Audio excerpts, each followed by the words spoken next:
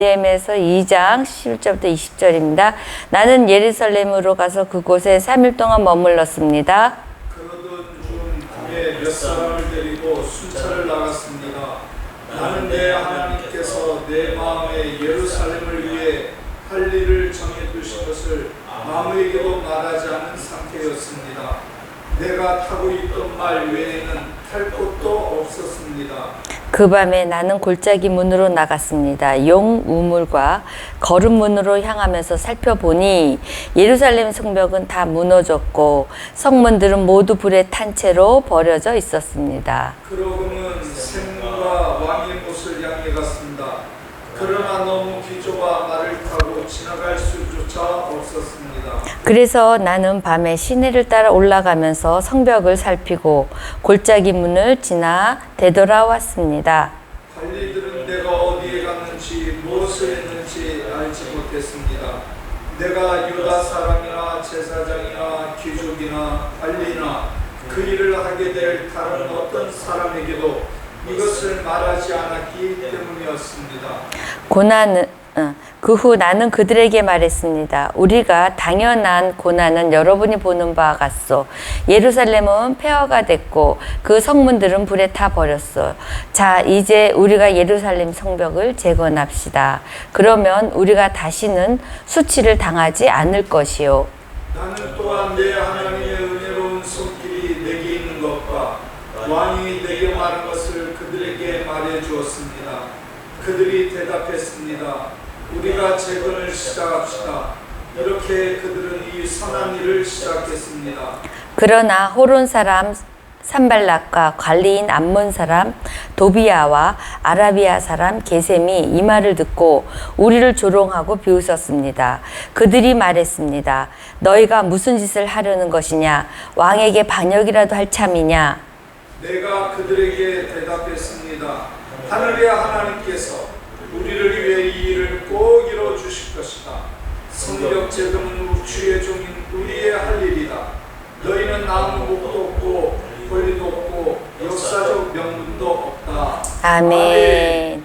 오늘 이제 느헤미야가 예루살렘으로 가서 3일 동안 묵고 아무 일도 안 하고 3일 동안 이렇게 가만히 있는 것을 봐요.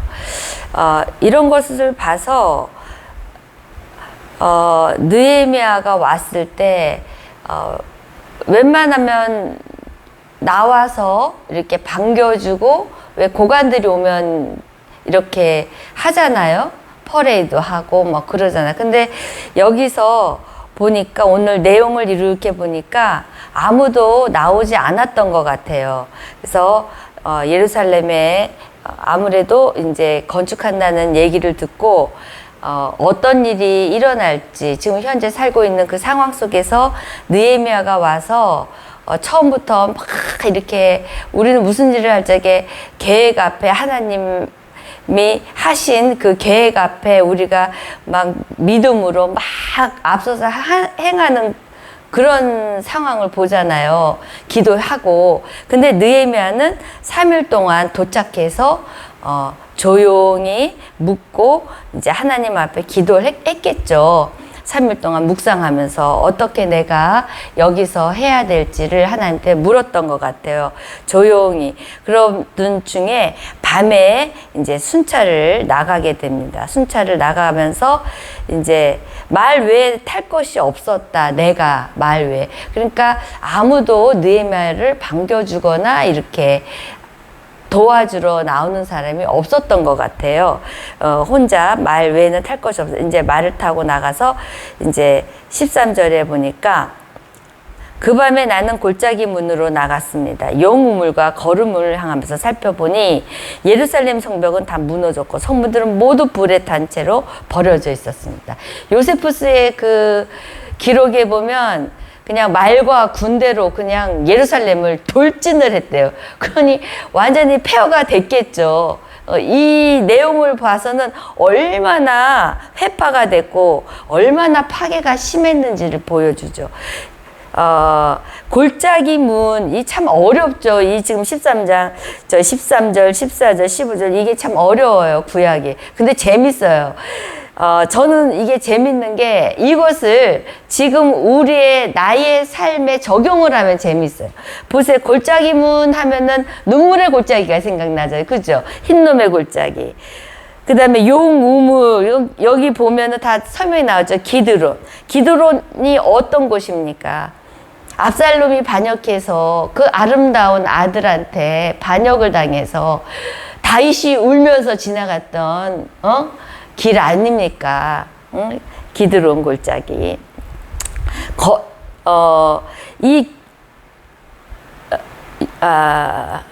보니까, 그 다음에,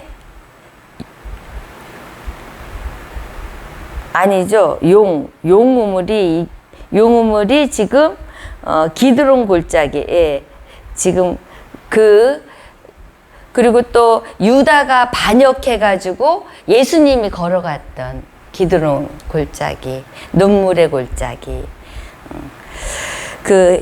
여기에 그 첫째 나오는 골짜기 문, 이거는 흰놈의 골짜기 해가지고 왜 자식을 불태워서 눈물의 골짜기, 왕들이 그 권력으로 왜 자식들을 막 제사 지냈던 그런 골짜기란 말이에요. 용의 우물, 이거는 기드론은 다윗이 울면서 갔던 곳, 예수님이 반역을 인간에게 당해서 갔던 그 길. 이렇게 보면 좀 이게 슬픈 그런 골짜기들이잖아요. 그 다음에 거름문, 이게 완전히 더러운 곳이거든요. 쓰레기가 모여서 막 이렇게 놔둔 그런 곳. 이거를 이렇게 보면 느헤미야가 이 골짜기로 가서 회파된 완전히 그 참담한 현실을 보는 거예요. 완전히 회파해서 쓰레기 더미처럼 되어 있다는 거죠. 거기가 거름문 나오고. 그래서 우리가 또 이거를 보면서 야, 느헤미야가 정말 제일 먼저 이렇게 북문 쪽은 안 갔어요. 나중에 나오지만 북문은 그렇게 회파가 많이 안 됐어요.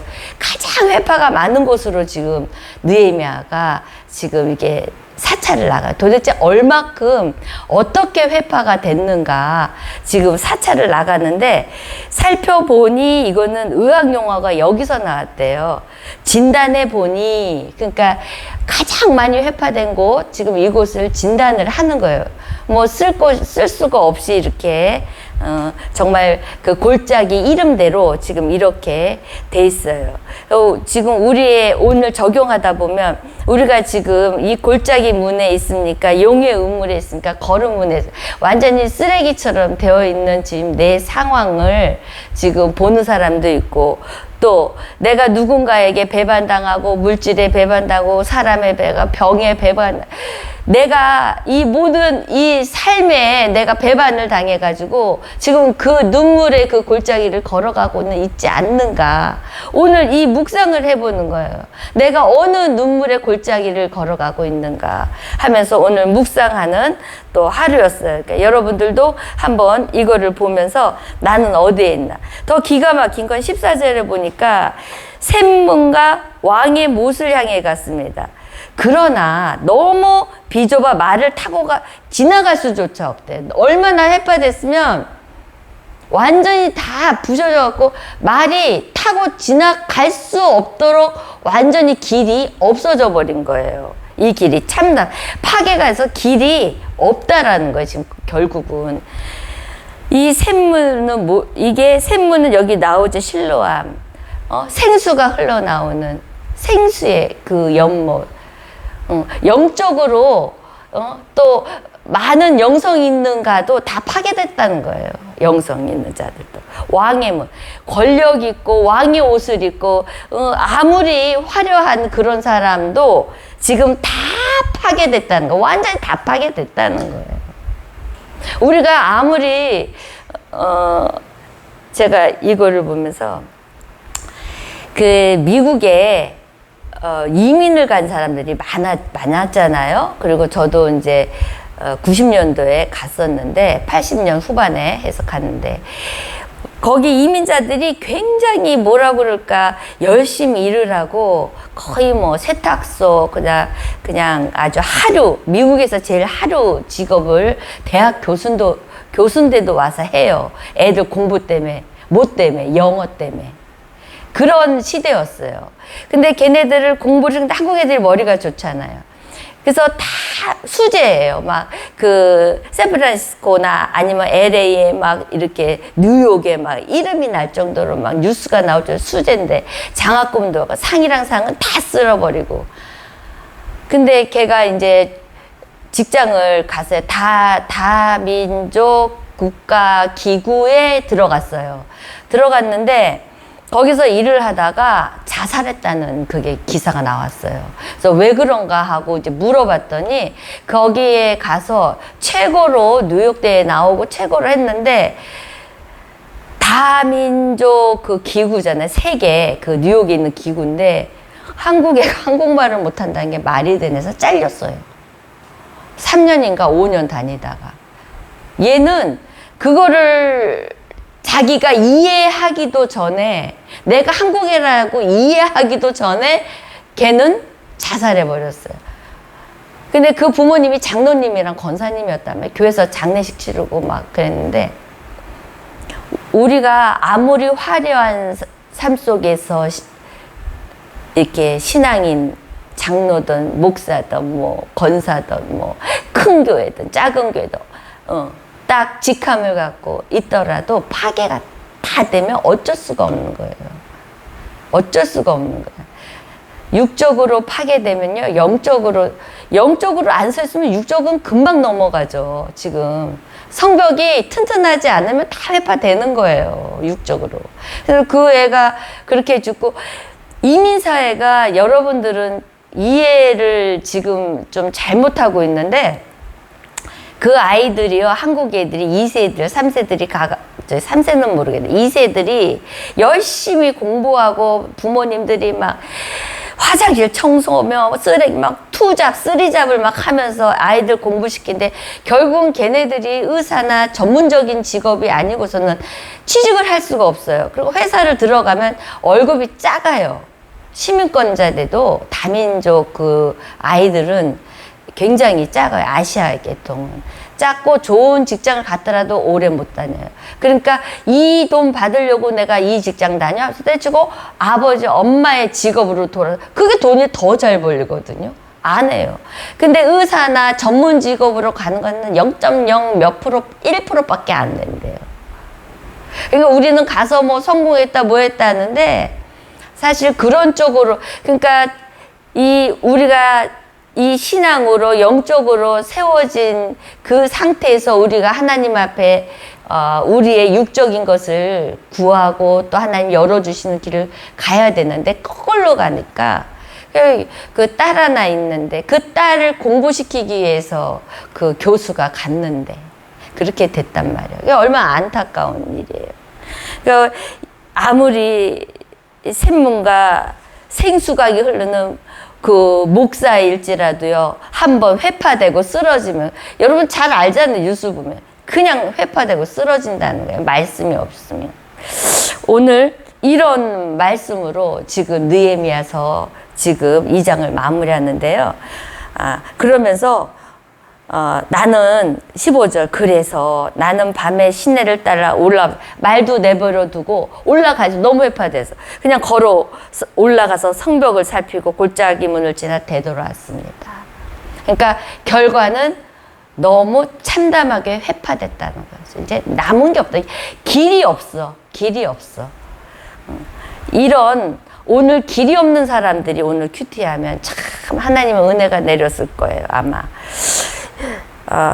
그러면서 또 16절에 보니까 아무한테도 얘기 안 하죠. 또다시 이것을 어떻게 해야 될지 뭐 제사장 기적 아무 얘기도 안 하죠. 그러고 나서 또 이때도 묵상을 했겠죠. 17절에 보니까 이렇게 말해요.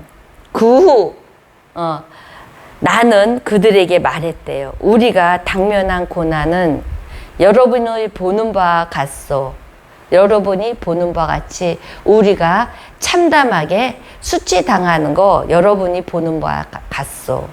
예루살렘은 폐허가 됐고 성문들은 다 불탔고 다 불탔다는 거예요. 여러분이 보는 것 같이 우리는 다 지금 길이 없습니다. 이제 그걸 고백하는 거예요. 고백하면서 이제 이렇게 해요. 이제 우리가 예루살렘의 성벽을 재건합시다. 지금 현실을 아까 그 자매 부모님 얘기도 했지만 그런 와중에서 우리가 다 이 상황을 인정하고 우리 무너졌습니다. 길이 없습니다. 자, 그러면 우리 예루살렘을 재건할 시기입니다. 이건 재건해야 될 지금 마땅한 하나님을 믿어야 될 시기입니다. 하나님을 더 신뢰할 시기입니다. 하나님 앞에 부르짖을 시기입니다. 그런 한 사람이 필요하다는 거예요. 그게 전도예요. 전도. 오늘 이거는 정말 전도에 관한 거예요. 오늘 하나님이 우리 명동교회에 말씀하시는 거예요. 그 한 사람이 필요하다는 거예요. 느헤미야 같은 한 사람. 그래, 우리는 지금까지 다 지금 성벽이 무너질 정도로 교회가 지금 불안하고 지금 가지고 있는 거 모든 것들이 또 수치당하고 있고 세상에 몇십 년 동안 하는데 이거밖에 어쩌면 세상 사람들한테 수치당하는 또 그 이야기거리가 있을 수도 있고 그렇지만 다 알고 있습니다. 이제부터 느헤미야서를 통해서 우리가 예루살렘 성전을 재건합시다. 오늘은 그 고백을 해야 되는 날이에요. 그래서 영적으로 세워지는 게 참 중요한데, 근데 이제 어떻게 세워지나 보세요. 18절에 나는 또한 내 하나님 은혜로운 손길이 봐보세요. 그러면 우리는 다시는 수치당하지 않습니다. 그러면 우리가 예루살렘 성벽을 재건하고 나면 다시는 수치와 괴로움과 힘듦과 우리를 넘보는 악한 세력들이 절대로 우리를 침범하지 못합니다. 그 얘기예요. 예루살렘 성전 재건은 해야 돼요. 성벽은 재건. 우리의 마음에 말씀에 그 성벽을 재건해야 돼요. 세워야 돼요. 지금 우리 삶에서. 자, 보세요. 그러고 나서 이제 간증이 나와요. 나는 또한 내 하나님 의뢰인 손길이 나한테 있고 왕이 내게 말한 것들을 말해줬어요. 국고도 열어줬다. 그리고 우리가 성벽을 재건할 수 있도록 모든 것을 다 왕이 친히 친서를 줬다 하면서 믿음과 소망과 희망을 간증을 해요. 그러니까 그 간증이 끝나니까 뭐라고 그래요? 우리가 재건을 시작합시다. 이렇게 해서 선한 일을 시작했습니다. 한 사람의 그 간증, 한 사람의 하나님의 기적의 역사로 통해 지금 이 사람들은 벌벌 떨고 수치당하고 정말 일어설 수 없는 그런 상황에, 그 피폐한 상황에 그 느헤미야의 한마디에 일어나서 재건합시다 하고 공동체가 일어나는 하나님의 그 일하심을 보는 거예요. 우리가 이런 하나님을 큐티하면서 또 오늘 살아가면서 우리가 하나님의 그 역사를 보면서 이거를 날마다 간증의 삶으로 연결을 하면 이게 전도가 되죠. 근데 전도가 왜 안 되냐? 할 사람이 없어요. 그렇지. 꼭 나랑 똑같은 사람을 만나려고 하니까 전도가 안 돼요. 내가 곰곰이 생각해. 나랑 똑같은 사람, 괜찮은 사람, 좀 돈 있는 사람, 배운 사람, 좀 지식 있는 사람, 좀 그런 사람을 전도하려면 안 되죠. 그거는 좀 미련한 짓이죠. 이렇게 다 망한 사람, 참담한 사람, 정말 길이 없는 사람들, 이런 사람들 앞에서 느헤미야가 얘기하는 거예요. 재건하자. 그럼 다시는 수치를 안 당한다. 그 말에 이 사람들은 힘을 얻는 거예요. 예수님 믿으면 다시 다시는 수치 안 당한다. 예수님 말대로 하면, 예수님을 확실히 믿으면 다시는 수치 안 당한다. 근데 그게 진리예요. 어떤 사람이, 내가 고등학교 때인가 중학교 때인가 잘 모르겠는데, 내가 어렸을 때인데, 진리가 너를 자유케 한다. 그게 무슨 뜻이냐? 그래서 제가 교회를 다녔거든요. 진리가 너를 자유케 한다. 그래서 저도 곰곰이 생각해 봤어요. 진리가 자유케 한다. 말씀이 자유케 한다. 뭐, 그 정도까지 알 정도 수준은 아니었고요. 말씀이 진리. 예수님이잖아요. 예수님. 거의 예수님을 넣어봐요. 예수님을 믿으면 자유한다. 예수님. 보다 예수님을 넣어. 그래요. 우리가 그 하나님의 말씀이 우리에게 생명이 되기까지는, 우리에게 진짜 복음이 되기까지는 참 그 과정이 힘들어요. 뭔가 체험을 통해서, 신비를 통해서 이렇게 해요. 그러니까 우리가 말씀을 막 보다가도 이게 소망이 안 일어난 게 모르겠고, 나에게는 아무 일도 안 일어나.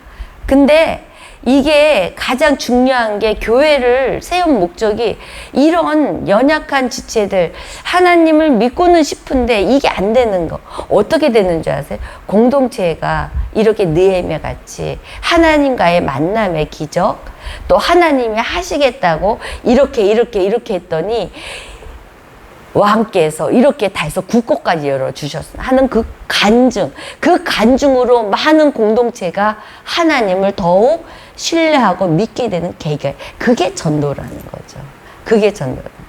그래서 우리가 가장 어렵고 그 참담하고 비참하고 다 배반당하고 이혼하고 사기당하고 이런 사람들, 예수님 믿으면 다시 회복됩니다. 성경에 나와 있으니까 느헤미야는 이렇게 했다는 거죠.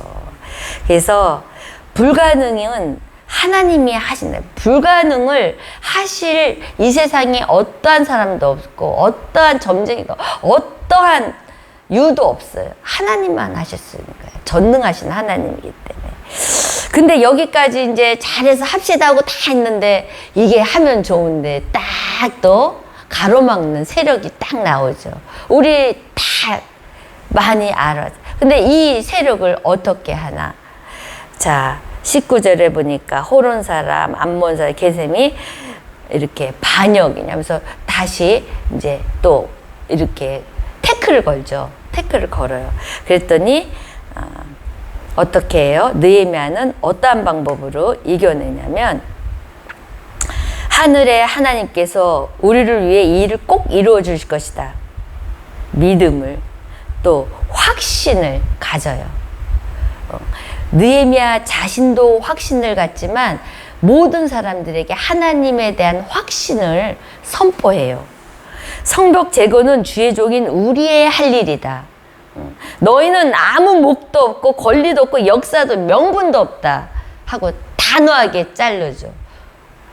여기 총독들이에요. 그리고 여기에 대단한 사람들이, 지금 이 사람들이.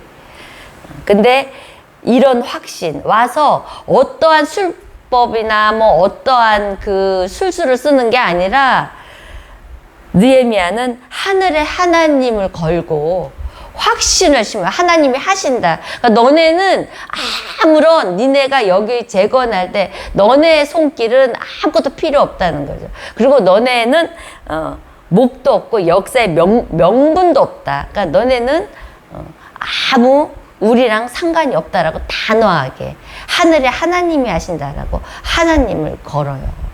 확신을 걸어요. 이런 확신이 있어야 일이 돼요, 사실은. 근데 우리는 딱 이렇게 부딪히잖아요. 부딪히면 확신? 기도했는데 이제 두 갈래로 갈라져요. 딱 두 갈래로. 될까 말까, 될까. 그리고 두려움이 살짝 들어오고, 그러면서 어떨 때는 내가 뒤로 좀 물러나서 기다려봐야지, 더 기도해봐야지. 한번 시작했으면 하나님 앞에 그 확신을 가지고 해야 되는 거예요. 순종해야 되는 거예요. 순종하는 게, 감동이 왔는데도 하나님 앞에 순종하지 않고 내 마음대로 해석해서 좀 좋은 시기에 좋은 타이밍에 하겠다. 그럼 교만함이 지금은 판을 쳐요. 그래서 성경을 많이 읽는다는 건 굉장히 조심해야 돼요. 하나님의 타이밍과 내 타이밍을 막 혼돈해 갖고 내 타이밍으로 생각하고. 그래서 느헤미야는 그러죠. 우리의 고난은 당연한 것이다. 하지만 우리가 성벽을 재건하면, 예루살렘 성벽을 재건하면, 하나님의 말씀을 내 삶에 다시 일으키면, 기도 생활을 다시 일으키면, 다시 내가 하나님 앞에 서면, 예루살렘을 성전을 재건하면 다시는 수치를 당하지 않을 것이다 라는 확신을, 어떠한 방해와 절망 속에서도 그 확신을 놓치지 않는다는 거죠. 오늘 말씀 여러분들이 하나님 앞에 그 확신을 가지고 내일은 또 어떤 일이, 오늘 이제 기도하신 게 있었을 거예요. 큐티 하시면서 어떤 하나님의 메시지를 받았는지, 그 받은 것은 꼭 확신을 가지세요. 가지고 그것을 끝까지 말씀과 기도로 쌓아가세요. 이루어 가시란 말이에요. 네, 그때 하나님의 그 기적의 역사가, 회복되는 역사가 일어날 줄 믿습니다. 네. 기도합니다.